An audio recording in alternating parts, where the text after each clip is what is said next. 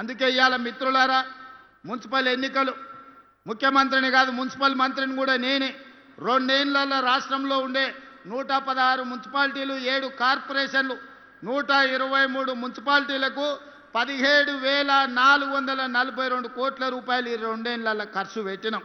ఇవాళ ఉత్త కరీంనగర్ జిల్లాలో ఉన్న మున్సిపాలిటీలు మొత్తానికి కలిపి 15 ఉంటే 2 కార్పొరేషన్లు 13 మున్సిపాలిటీలు ఉంటే దాదాపుగా 2,778 కోట్ల రూపాయలు ఈ మున్సిపాలిటీలకు ఇవ్వడం జరిగింది.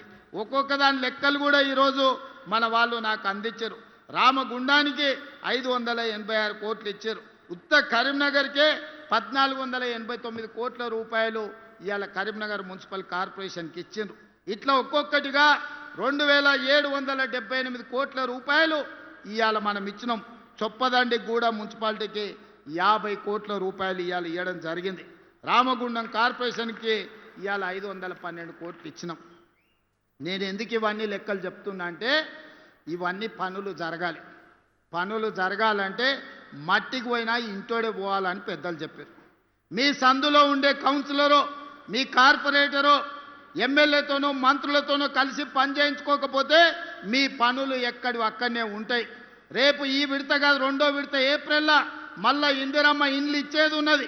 పేదోళ్ళు ఇండ్లు కట్టుకోవాలంటే మీ కౌన్సిలర్ మంత్రి దగ్గరకు పోయి కూర్చొని ఇల్లు మంజూరు చేయించుకొని రావాలి.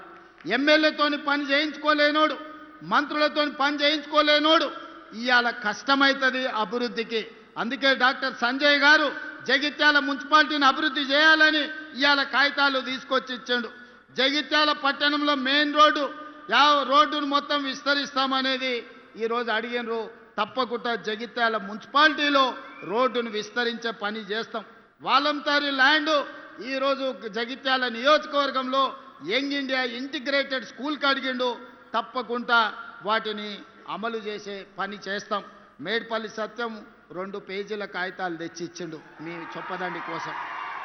తప్పకుండా మిత్రుడు సత్యం భవిష్యత్తున్న నాయకుడు. ఈరోజు జిల్లా పార్టీ అధ్యక్షుడే కాదు రేపు భవిష్యత్తులో రాష్ట్ర స్థాయికి ఎదగాల్సిన నాయకుడు, యువకుడు, మంచి యువకుడు మీకు ఎమ్మెల్యేగా ఉన్నాడు. తప్పకుండా యువకులను ప్రోత్సహించి చొప్పదండిని అభివృద్ధి చేసే బాధ్యత నాది. అదేవిధంగా ఇవాళ గుళ్ళ గురించి వేములవాడ మా ఆది శ్రీనివాస్ అన్న నువ్వు రావాలి అని నన్ను అడిగిన. వేములవాడ రాజన్న దర్శనం నేను పోదామని మొత్తం తయారు చేసిన. ఎంబడే కొంతమంది పెద్ద మనుషులు వచ్చారు. అన్న వేములవాడ పోయిన వాళ్ళకి ఎవరికి పదవి ఉండలేదు, పోయి వచ్చినాక పదవి పోతుందని వచ్చి నాకు చెవులో చెప్పారు.